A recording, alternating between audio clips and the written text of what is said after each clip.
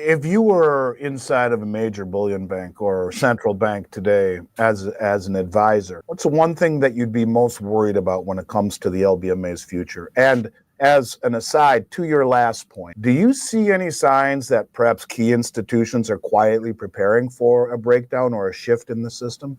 Well, the first part, if we've got of the order of, let's say, 2 billion ounces of claims in the market, and we have $100 price move up in the price of silver, if those claims have been underwritten, offered into the market by the banks, $100 move in the price of silver translates to a $200 billion liability, and that gets quite messy quite quickly on a bank balance sheet. So that would be the biggest concern is the I can kind of see it in a lot of the commentary which is being written on the bullion banks is, we're relieved now that the price of silver has run higher, and now we're going to see more silver come into the market, and that's the end of the run.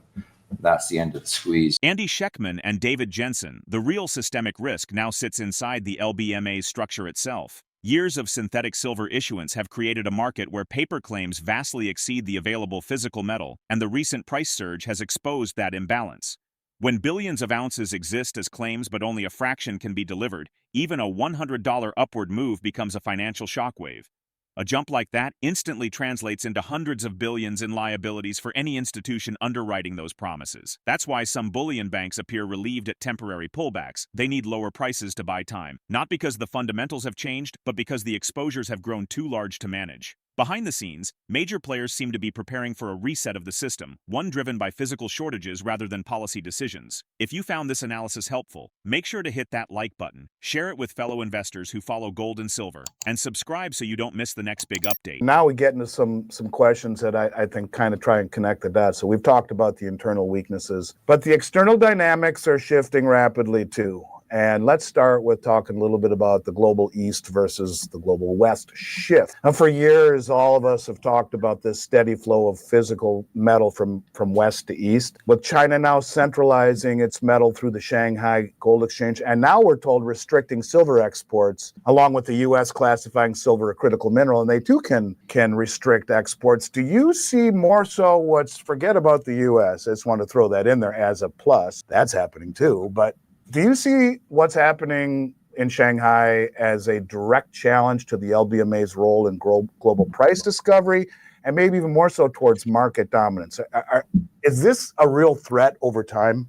Well, I guess it depends on the various axes of power, who aligns with whom. When we look at the BRICS nations and the countries that are friendly to the BRICS, it's more than half of the world's GDP now, and we really rely on the London market in terms of price discovery of gold and silver, in terms of feeding information into the bond market. We learned historically in the 1970s how essential gold and silver were as a warning system of excess currency creation. Silver went up by 24 times in 9 years, and gold went up by 21 times in 9 years between 1971 and 1980. And in 1987, the LBMA was created, and the daily fix, as they called it, gold and silver, was created using these promissory note contracts, which essentially moved the market away from trading metal to a market that traded promises for immediate delivery of metal. And for more than 20 years thereafter, we had the gold and silver signal was switched off while very loose monetary policy was run by these central banks. They called that, the Wall Street Journal wrote an article in the 1990s talking about the Great Moderation, which was that, this is incredible inflation after we've dumbed down the inflation measure through the CPI is showing us that we've got no inflation, and gold is telling us that we've got no inflation, and yet asset prices are going to the moon. And this is, we've really hit now on central planning, monetary policy nirvana. And I think what we're going to have come out of all of this, Andy, is a fragmentation of the world's gold and silver markets away from these major centers, and everything is going to become local. and governed by local law. Yep. And I think that capital investment and acquisition capital is going to go to the trusted sources for metal, and that is still to be determined. Which markets are going to be trusted, but I think China would like to be the focal point of the world's price discovery and become the dominant force. But there's lots of we've seen unbelievable levels of corruption in China over the decades, and I think people would have to be quite naive to look at these now as the fair dealers in terms of setting the global price of gold and silver. So I think that everything becomes local after this, and it's who has the metal and where are the repositories located in terms of laws that enforce the contractual right to acquire metal. Before you answer the second part of any institutions quietly preparing for a breakdown, maybe shifting their exposure, do you think that a failure to delivery is possible? And have you ever run that out? Like if a major bank, Standard Chartered or Deutsche Bank or whatever, were to have a failure to deliver, could that also possibly create a far greater, let's say, contagion, if you will, because these banks are not just bullion banks, they also have their finger in the pie of everything, a massive breakdown in trust. Yeah. Do you see that as being possible? The start of something that kind of breaks the system? Well, I think the implied lease rate for silver a couple of weeks ago hit 39%. Yeah. And the implication there is that we did have a default, because you could be sure the actual lease rate would be higher than that. So I think we've had a default, and I think what we're now in is a rolling scenario of what happens when you have a default. And that is why I see silver now in the cash market running relentlessly higher again. The shift in global power is most clearly evident in the bullion markets. As physical metal continues flowing from west to east, Shanghai's consolidation of gold and silver has become a structural challenge to London's long-standing dominance. With BRICS-aligned economies representing more than half of global GDP, the incentive to move away from Western derivative-based price discovery has never been stronger. The old LBMA model, built on promissory contracts rather than physical metal, worked only as long as confidence was maintained. But with recent implied silver lease rates spiking toward levels that signal a hidden default, confidence is precisely what's eroding. The result is a system fragmenting into local, metal-backed markets where jurisdiction and trust dictate price, not paper leverage. That's the environment driving silver's relentless rise in the cash market. Let's get into the interview. Is the COMEX and the LBMA two sides of the same system, or does one ultimately depend on the other for price control and stability? I guess would be my first question. A lot of people ask me. Yeah, well, I mean, when London's closed, you can materially move the price of gold and silver with the futures market in New York. It does influence the spot market, or has historically. It's becoming less important now that we've got true shortage in the market, and we see the spot price, the cash price for gold and silver, for silver, is above the futures price, the December's futures price still.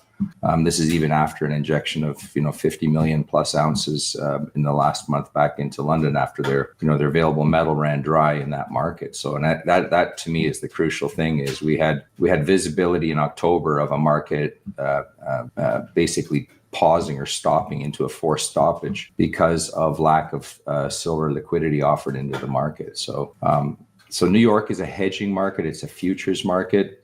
London does offer forwards, but more than 90% of the trading there is in the cash or the spot market for immediate ownership and immediate delivery. And even the forwards that they offer there require you to acquire a spot contract in order to create a forward. So if they say, well, we have some forward trading here, and say, yeah, but those contracts are all based on a spot contract as well.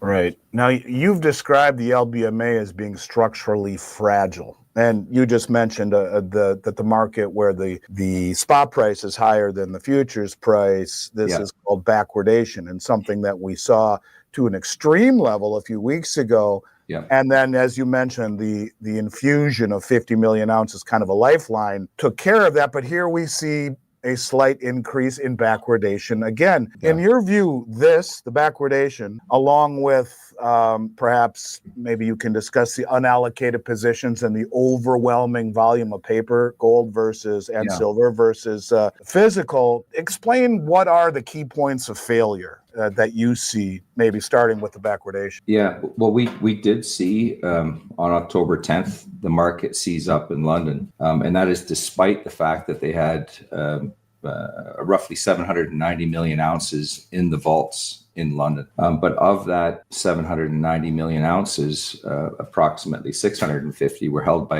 exchange traded funds, so should not be offered into the market. And the remainder, which was approximately 140 million ounces, was not offered to market. So what we got there, Andy, was on that day, we caught a glimpse of where the bottom of the barrel was. And the London market actually bounced into that bottom of the barrel. So even with 140 million ounces not held by the ETFs, there was no silver liquidity in London. So we know that market is tapped out circa 140 million ounces of non-ETF gold. So with the addition of, notionally with the addition of 54 million ounces to that market, they've got a little bit of liquidity. But I mean, even the LBMA now in their statistics state that they're trading on an active day, they're trading more than 700 million ounces of silver every day in the cash immediate delivery market, immediate ownership and immediate delivery market. So if you've got 50 million ounces, but you're trading 700 million ounces a day in these cash contracts, and that speaks of an open interest or total claims in the market of at least a couple billion ounces, you can see how weak this market is, and that the market has actually failed. It's just a matter of the London market has failed. It's a matter of it silver purchasers recognizing this, and I think what we're seeing today with these 4+% price moves after the price had come off 10-15% here a couple of weeks ago, is that investors and purchasers are stepping in to acquire what little silver is left in that market. London right now operates on a silver in, silver out basis. If they get silver, they can deliver some silver. If they don't get any, they are unable to deliver silver. And we saw that from that signal. They've got a 50 million ounce buffer right now, but they are dependent on continual deliveries of silver to meet delivery demand from these cash contract holders. The coordination of the bullion banks for a long time in the collective West, the United States and in Europe, I think we could argue were kind of pulling in the same direction to suppress metals, which were the canary in the coal mine, to support the illusion of strength of currency and of bond markets, et cetera. Yeah. And back to that part of the last question, don't mean to hold your feet to the fire, but there has to be, and I've always wondered, would one of these banks break ranks and say, I'm out, you guys, I'm covering? Do you see any of them preparing for this breakdown? Do you see it even slightly, or any rumblings of it, or any clues, perhaps? I don't. And I think we would be the last to know, because that's something that, let's put it this way, if you were a bullion banker and you were breaking ranks, it's something that could get you some negative attention from your compatriots. Right. So very difficult to say.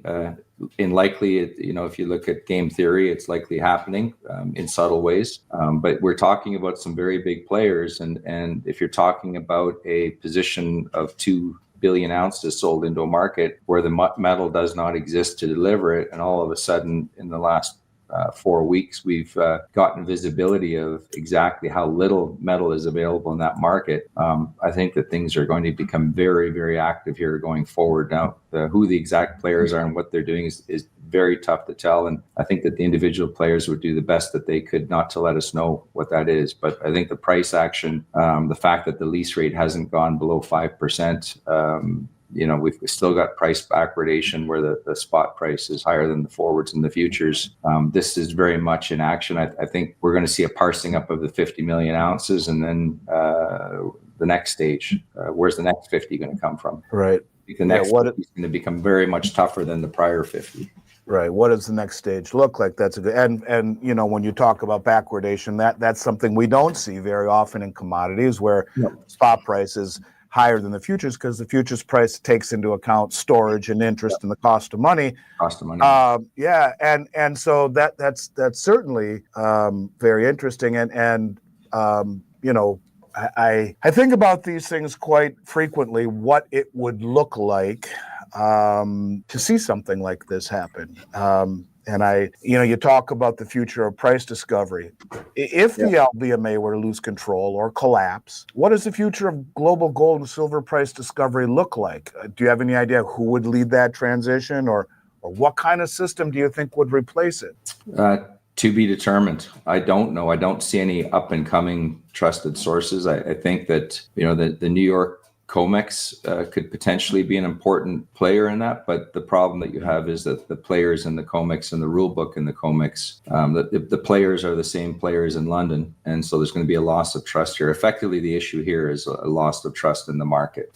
For the market to function, you have to have trust, right? And that's what's being systematically destroyed by the revelation of the shenanigans over 40 years in the London market. And the New York market is infested with the same players that are in the London market. But I think everything's going to become local, and it's going to be, do you have any, and for what are you willing to part with it for? And we have to have our people in to have a look at it. And I think that with time we will have established price discovery centers, but I can't see the next format for price discovery on a global basis for gold and silver. And I think that, as I said earlier, I think China would like to be it, but China has the government stands on a heap of bodies, and it's very, very tough. You look at over 70 million people killed throughout history by their government, and it's very tough to say, well, we're fair dealers and trust us. The strain within the global bullion system is becoming increasingly difficult to conceal. As physical inventories thin out and backwardation reappears, the long-standing structure that allowed paper claims to dominate price discovery is showing clear signs of fatigue. Even with emergency inflows and temporary liquidity boosts, the underlying imbalance remains. Far more ounces are promised than exist. That's the pressure now shaping behavior across the major hubs. Banks caught short are forced to roll positions, delay exposure, or quietly reduce risk while the spot market reveals where real metal is still available. At the same time, trust, once the foundation of the LBMA and futures markets, is eroding fast as market participants notice how close the system is running to its limits. If this fracture deepens, price discovery will migrate toward the jurisdictions that can prove metal, not just promise it. If this gave you value, smash that like button, share it with those paying attention, and subscribe so you don't miss what's coming next. Stay alert, stay prepared, and keep stacking tangible assets.